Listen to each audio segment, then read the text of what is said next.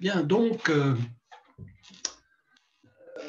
séance du 24 novembre 2020, deuxième partie. Alors, j'ai longuement développé cette distinction que fait Cournot entre nature et monde. De cette distinction vont découler quelques conséquences, et en particulier une autre distinction entre ce que Cournot identifie comme des causes et ce qu'il préfère nommer des raisons. Évidemment, causes et raisons s'appliquent toujours à l'intérieur de ce que nous appelons la réalité. Et il faut donc produire ce concept de cause, ce concept de raison, et donc une nouvelle distinction à partir des considérations que je vais brièvement, tout de même, parce que je ne veux pas trop m'étendre, développer maintenant. La notion de cause est une notion qui est épistémologiquement suspecte. Épistémologiquement, ce mot un peu savant signifie que la notion de cause est suspecte au point de vue des critères d'établissement de ce qu'on appelle une connaissance scientifique.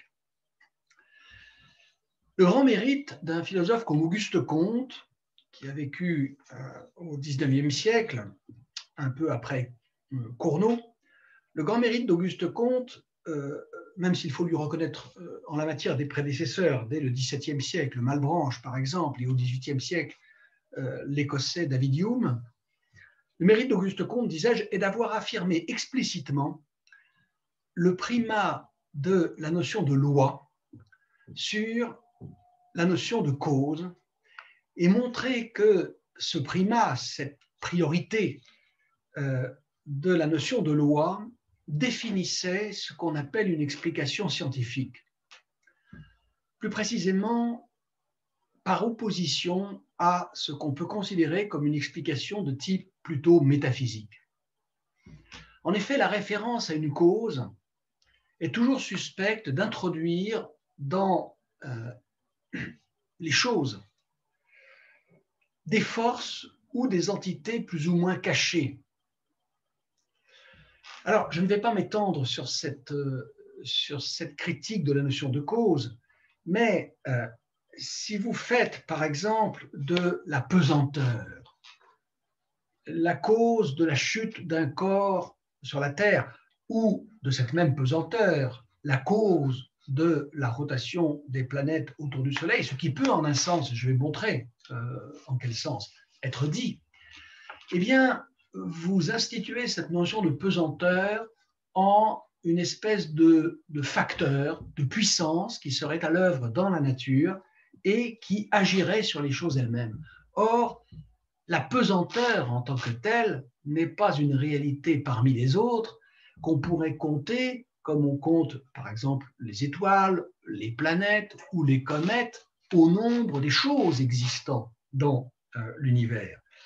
La pesanteur, en un sens, ça n'existe pas. Je veux dire que ça n'a pas d'existence comme objet identifiable à la manière, par exemple, des feuilles que je tiens dans la main ou de l'ordinateur sur lequel je suis en train d'enregistrer ce cours de philosophie. Et donc, si je fais de la pesanteur la cause d'un phénomène quelconque, le statut même de cette cause est problématique et, comme je le disais, suspect.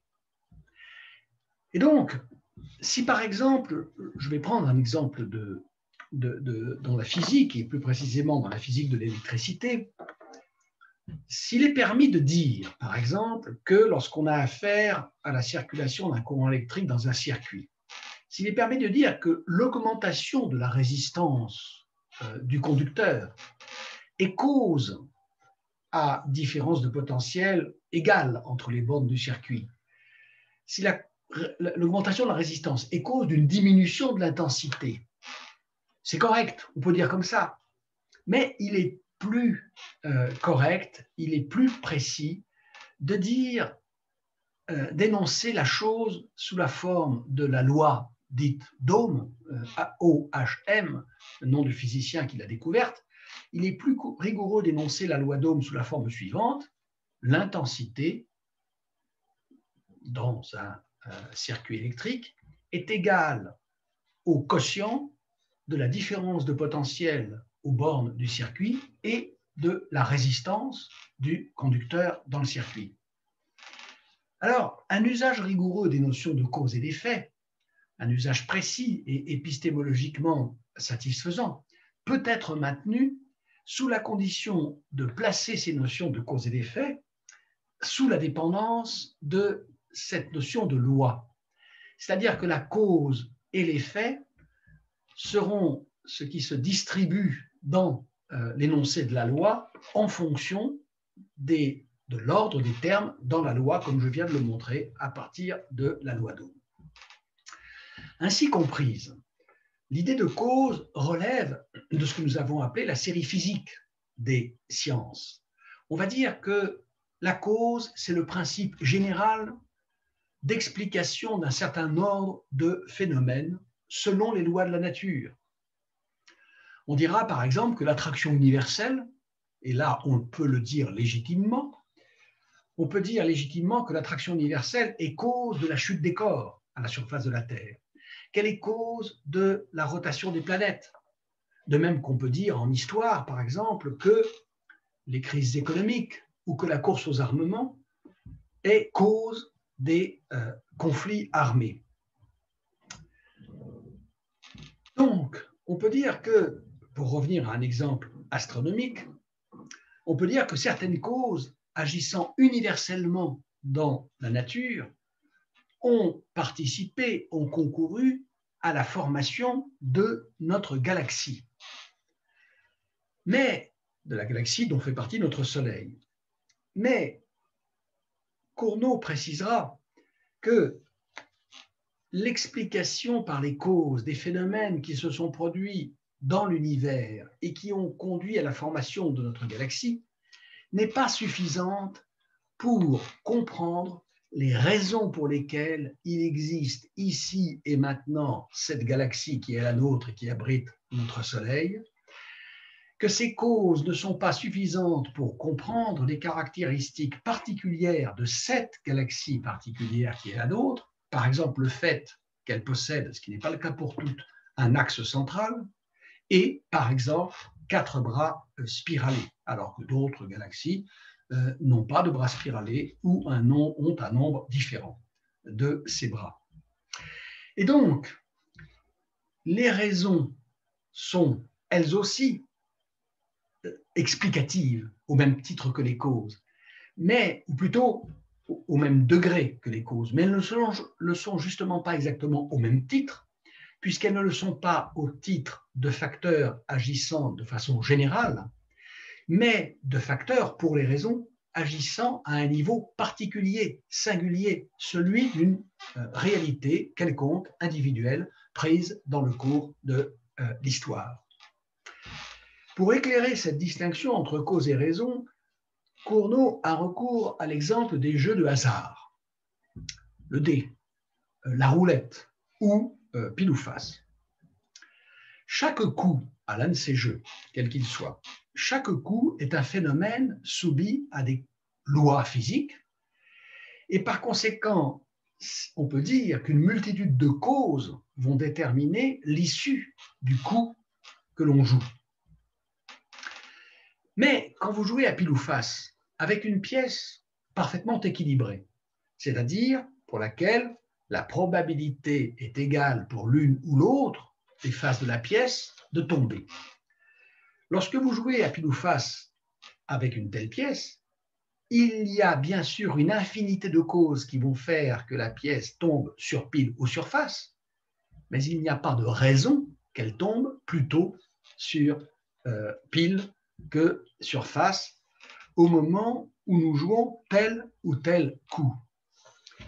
En revanche, si je joue à pile ou face avec une pièce et que je m'aperçois, en jouant par exemple 100 fois, que la pile est tombée 70 fois sur face et 30 fois seulement sur pile, même si je sais que dans chaque occurrence du jeu, à chaque fois que j'ai jeté la pièce, à chaque fois qu'elle a roulé sur le sol, Et à chaque fois qu'elle est tombée sur pile ou sur face, même si je sais que les mêmes causes ont agi, il faudra que je suppose qu'il y a une certaine raison pour que la pièce soit tombée plus souvent d'un côté que de l'autre. De la même façon que si vous possédez une calculette et que cette calculette fonctionne normalement, les causes qui agissent au sein des circuits électriques de la calculette sont les mêmes que les causes qui agiront le jour où cette calculette se mettra à dérailler et à donner des résultats faux. Et ce jour-là, il faudra que vous trouviez la raison singulière qui est susceptible de rendre compte de ce changement de comportement de la calculette. Alors, on pourrait prendre une multitude d'exemples, évidemment, et je vous laisse les découvrir vous-même, pour illustrer cette différence.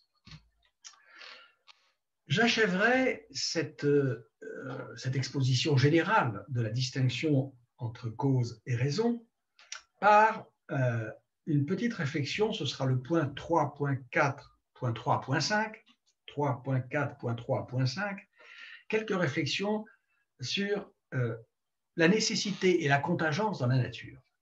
Il y a dans la nature de la nécessité, il y a aussi de la contingence, peut-être à un certain degré. Alors, les analyses précédentes et la série des distinctions qui en ont découlé débouchent sur une conclusion générale sur la configuration, la structure du système solaire et des planètes constituant ce système solaire.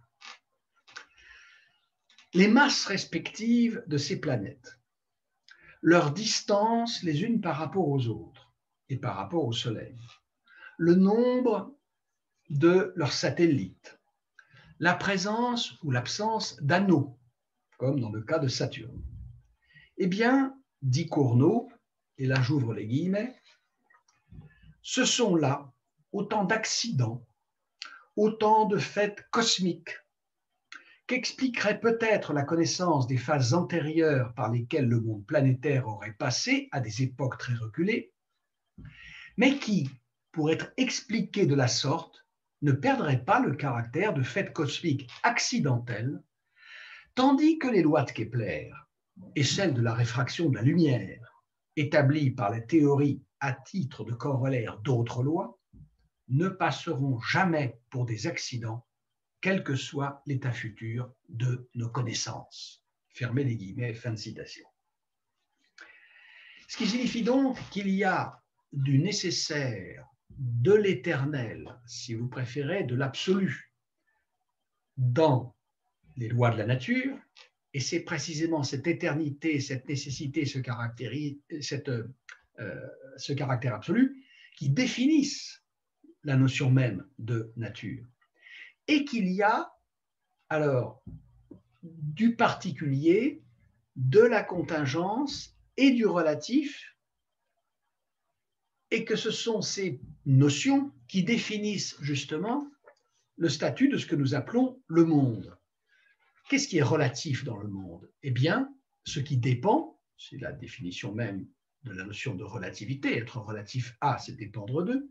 Ce qu'il y a de relatif dans le monde, c'est le fait de dépendre de conditions particulières, initiales, précédentes, qui constituent le cours de l'histoire qui a précédé le surgissement de telle ou telle réalité quelconque. Alors, je vais un peu commenter cette citation, que pour cela je répète, parce qu'elle est importante.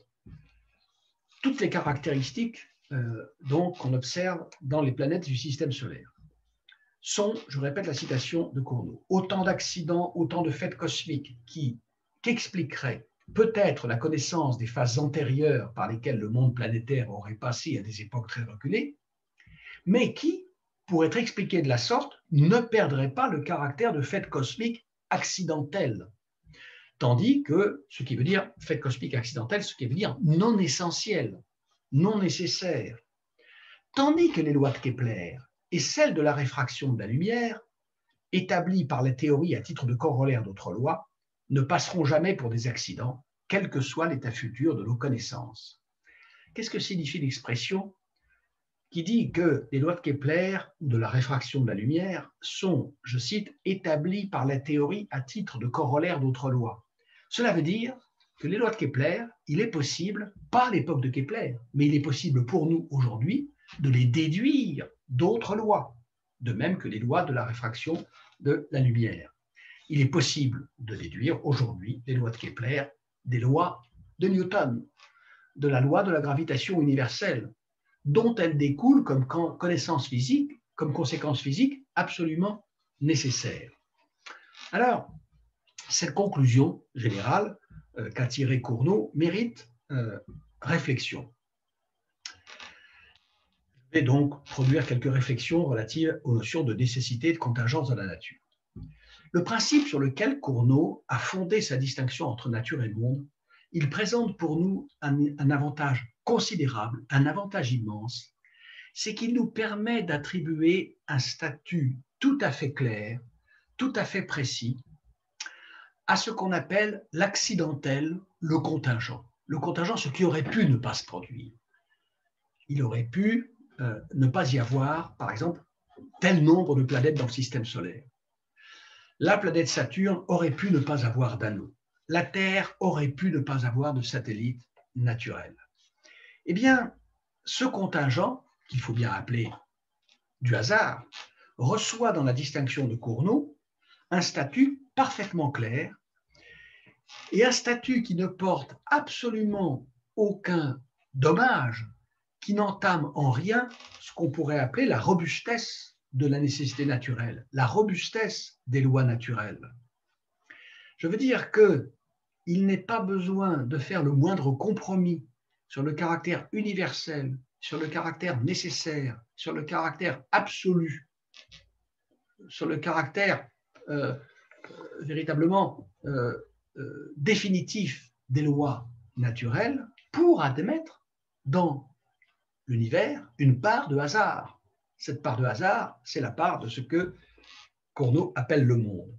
Et pourtant, je vais apporter une petite nuance à cette conclusion de Cournot. Qu'est-ce que signifie parler de robustesse des lois de la nature? Cela veut dire ceci, qu'il est par principe interdit à la science. Quand je dis par principe, c'est en vertu de la nature même de ce qu'est la science, de ce qu'est la démarche scientifique. À la science, il est interdit par principe d'admettre qu'un phénomène pourrait échapper à l'empire des lois naturelles.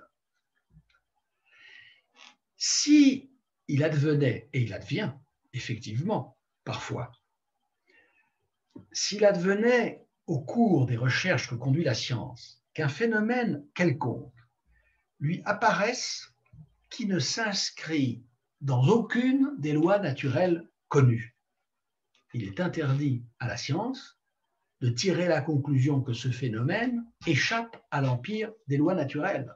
Il ne lui reste qu'une chose à faire, une seule tâche se dessine devant elle, à savoir chercher la loi naturelle cachée, non encore découverte, sous laquelle entre ce phénomène.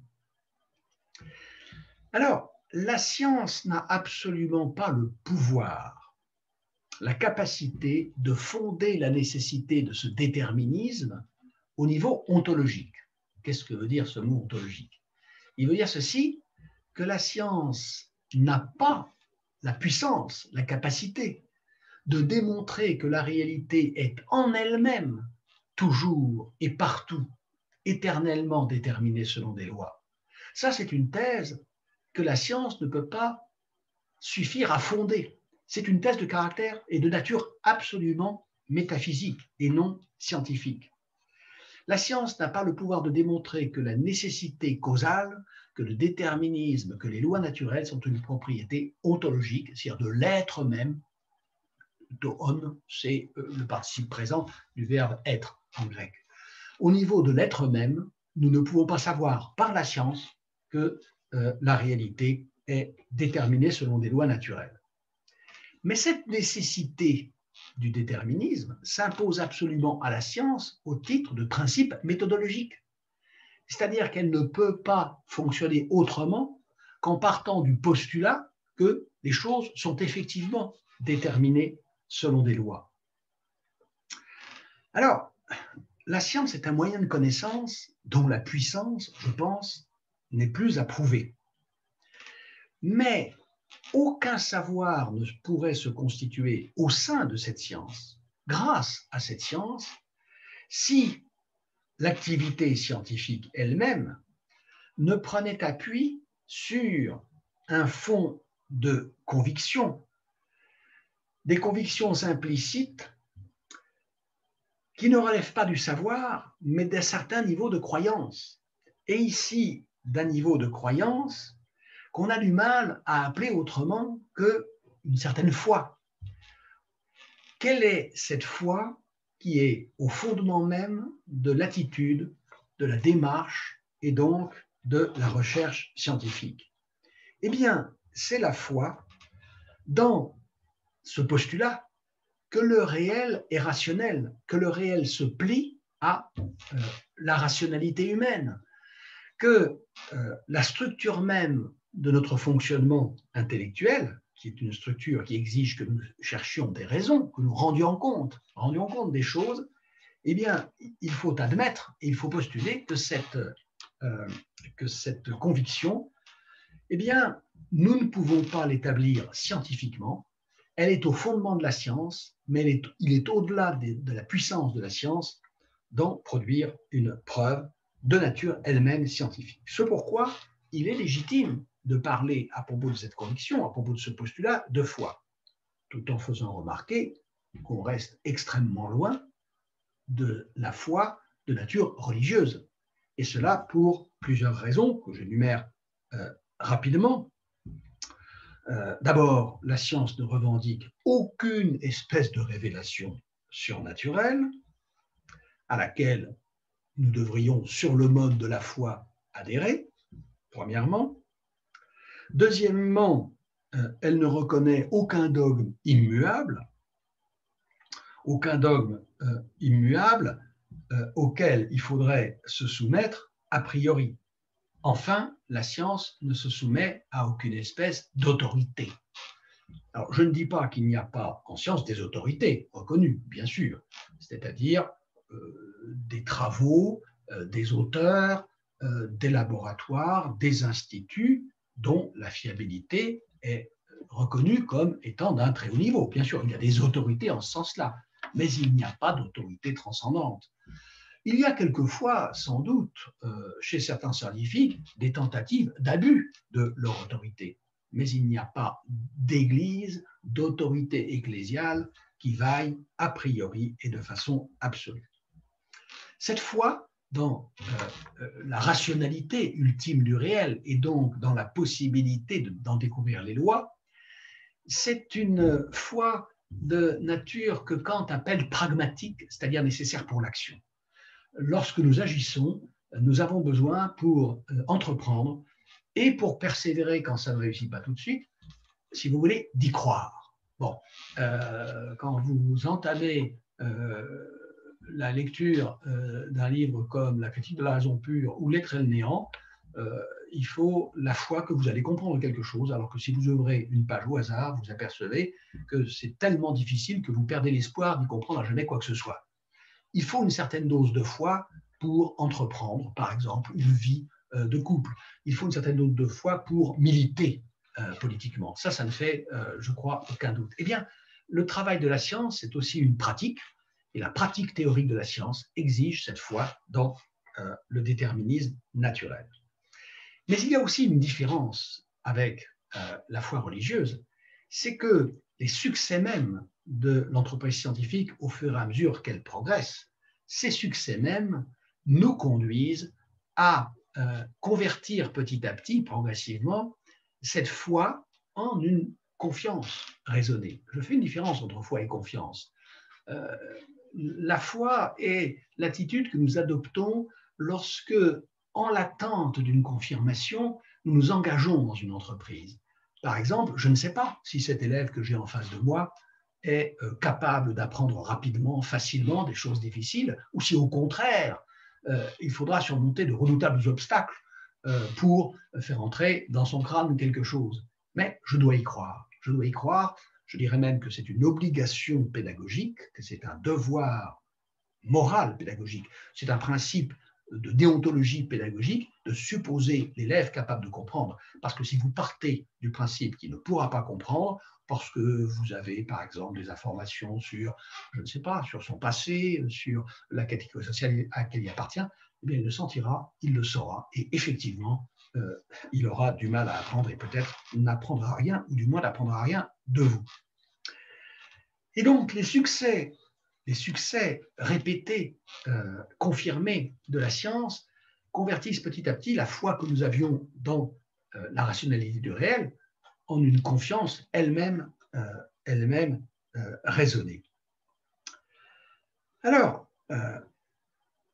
par ailleurs, et enfin, il faut ajouter ceci, que certes, la science n'est pas en mesure de prouver scientifiquement que le réel est en lui-même, par lui-même intrinsèquement de nature déterministe, mais il est toujours loisible à la pensée rationnelle de chercher à établir qu'il l'est et de chercher ce que pourraient être les fondements de la rationalité. Ça, ce n'est pas le travail de la science, c'est le travail de la philosophie. Ce travail, elle y est engagée depuis longtemps. Il appartient à chacun de juger les résultats. Pour ce qui me concerne, je ne crois pas que la philosophie ait jamais réussi à établir de façon satisfaisante les fondements de la rationalité du réel. Je pense que si c'était le cas, ça se saurait. Il faut reconnaître qu'elle a fait pour cela des tentatives grandioses et d'une puissance extraordinaire. Mais je ne crois pas que ces tentatives aient été jusqu'à présent couronnées de succès. On sait que du côté de la science elle-même, d'ailleurs, des obstacles sont intervenus, des doutes ont surgi, notamment au début du XXe siècle, avec la nouvelle physique, avec la physique des quanta, la physique de Bohr, la physique d'Heisenberg, la physique de Schrödinger, que des doutes ont survenu sur la réalité du déterminisme physique. Alors, c'est tout à fait vrai, et il est certain que l'idée même de déterminisme physique est devenue très problématique avec la nouvelle physique. Vous savez que Einstein, par exemple, n'avait pas du tout perdu la foi dans le déterminisme physique. Il avait cette formule qu'on connaît, Dieu ne joue pas au dé. Et il s'était appuyé sur cette formule pour continuer à poursuivre l'objectif d'unification de la physique dans un seul grand système d'équations et d'unification en particulier de la matière, de la lumière et de la gravitation. Alors, les tenants de la nouvelle physique, la physique quantique, s'opposaient à Einstein et lui disaient « mais non, il faut renoncer à cette idée d'une nature totalement déterministe de la réalité physique et se contenter de lois statistiques, de lois probabilistes. » Alors, c'est probablement vrai, mais il reste que des lois statistiques, des lois probabilistes, eh bien, ça reste des lois et donc quelque chose de rationnel.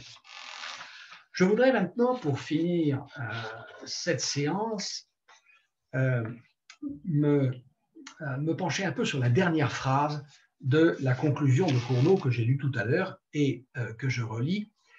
Les lois de Kepler ne peuvent pas perdre le caractère les lois de Kepler, celles de la réfraction de la lumière, établies par la théorie à titre de corollaire d'autres lois, ne passeront jamais pour des accidents, quel que soit l'état futur de nos connaissances. Eh bien, je dirais que je ne suis pas tout à fait sûr que les lois de la nature ne puissent jamais acquérir ce statut d'accident. Cournot tient pour absolue la frontière qui sépare les lois de la nature, d'une part, et l'histoire du monde, d'autre part. La frontière qui sépare le nécessaire et le contingent, qui sépare l'essentiel et l'accidentel, l'éternel et le temporel. Mais que savons-nous de l'origine des lois de la nature? Nous les connaissons de mieux en mieux, nous en connaissons de plus en plus, et surtout, au fur et à mesure que nous en connaissons davantage, nous trouvons les moyens de les comprendre à partir de lois plus générales, comme je le disais, par exemple, des lois de Kepler, que nous pouvons comprendre maintenant à partir des lois de Newton. De même que, par exemple, nous avons grâce à un physicien extrêmement important dans l'histoire de la physique qui s'appelle James Clerk Maxwell, nous avons pu unifier les phénomènes de l'électricité et du magnétisme. Mais nous ne savons pas d'où viennent ces lois de la nature. Elles sont là, elles sont là. Or, souvenez-vous que nous avons, en réfléchissant sur la notion d'univers, rencontré cette hypothèse cosmologique de la possibilité d'une pluralité d'univers. Pourquoi n'y aurait-il pas plusieurs univers? Pourquoi ne pourrait-on pas parler de multivers? Mais s'il y a plusieurs univers, la conséquence s'impose d'elle-même au titre de possibilité, envisagée d'ailleurs aujourd'hui par les physiciens et par les cosmologistes. La conséquence s'impose au moins comme possibilité que dans chacun de ces univers, les lois soient différentes, différentes d'une autre et différentes en général d'un univers à l'autre. Si donc les lois de notre univers ne sont les lois que de cet univers, s'il y a dans d'autres univers d'autres lois, il est tout à fait permis d'imaginer que les lois de chacun des univers, de ce multivers dont nous parlent les cosmologistes aujourd'hui, il est possible d'imaginer, c'est permis à titre de conjecture, puisque de toute façon l'hypothèse de la pluralité d'univers est une hypothèse elle-même spéculative, c'est une conjecture fondée sur des considérations principalement mathématiques. Et s'il y a plusieurs univers, et si dans chacun de ces univers, il y a des lois particulières, il est tout à fait possible que ces lois, celles d'une autre comme celles de tous les autres univers, que ces lois soient le résultat, le produit d'une histoire, de cet ensemble que constituent tous ces univers pris, je dirais, collectivement. Il est possible que les lois de notre univers n'aient aucun caractère de nécessité ni d'éternité absolue, puisqu'elles sont différentes dans les autres univers. Auquel cas, nos lois, les lois de notre univers sont relatives, elles sont accidentelles, elles sont contingentes et elles sont relatives à une histoire dans laquelle notre univers est pris, dont il est un moment, mais dont il n'est qu'un moment. Ce qui ouvre, et je finirai par là, ce qui ouvre sur une autre question, une question assez vertigineuse, je dois dire, qui est la question de savoir quelles sont les lois universelles, ou disons plus universelles que les lois de notre univers, quelles sont les lois qui ont présidé à cette histoire du multivers, à cette histoire de l'être dans lequel ont surgi plusieurs univers, et s'est imposée cette pluralité d'univers, parce que toute histoire se déroule sous l'empire de certaines lois. Notre univers, il a ses lois qui agissent d'un bout à l'autre de son histoire. Eh bien, si la totalité de cette réalité qui comprend cette pluralité d'univers a aussi une histoire, cette histoire a ses lois. Quelles sont ces lois? D'où viennent-elles? Ont-elles une origine historique? Sont-elles absolues? Sont-elles éternelles? Je vous avouerai que là, nous sommes devant des questions, je le disais, assez vertigineuses. Voilà, j'en ai terminé avec cette distinction de la nature et du monde. La prochaine fois, je m'intéresserai à partir de cette distinction à deux problèmes d'astronomie planétaire. Deux problèmes qui concernent le premier, les distances des planètes. Pourquoi les planètes sont-elles à telle distance les unes des autres par rapport au Soleil? Ça, c'est le premier problème. Le deuxième, c'est le problème de la stabilité du système solaire. Ce système de planètes en mouvement autour du Soleil est-il destiné à demeurer stable indéfiniment, ou bien ce système solaire est-il menacé par des catastrophes telles que par exemple le heurt de planètes entre elles, voire l'expulsion de telle ou telle planète du système sous l'effet des lois physiques sous l'empire desquelles se trouve ce système lui-même. Voilà. Le premier problème me donnera l'occasion de rencontrer une curiosité scientifique, une curiosité astronomique, qui est la loi dite de Titius-Bode. Titius, T-I-U-S, attention, il y a un I de plus que dans le célèbre personnage Titus et Bérénice, Titius Bode, B-O-D-E, loi qui a été proposée au tournant des 18e et 19e siècles. Alors, vous pouvez commencer à prospecter, si vous voulez, sur Internet. Il y a un article sur Wikipédia sur la loi Titius-Bode. C'est de ça que je parlerai la prochaine fois. Voilà. Je rappelle que vous avez à votre disposition des extraits de textes de Cournot sur la distinction nature et monde sur mon blog. Et sur ce blog, je ferai figurer bientôt aussi une page qui explique, au moins qui fournit les données chiffrées, puisqu'il y a quelques chiffres, de la loi de Titius-Bode. Voilà, je vous remercie et je vous dis à la semaine prochaine.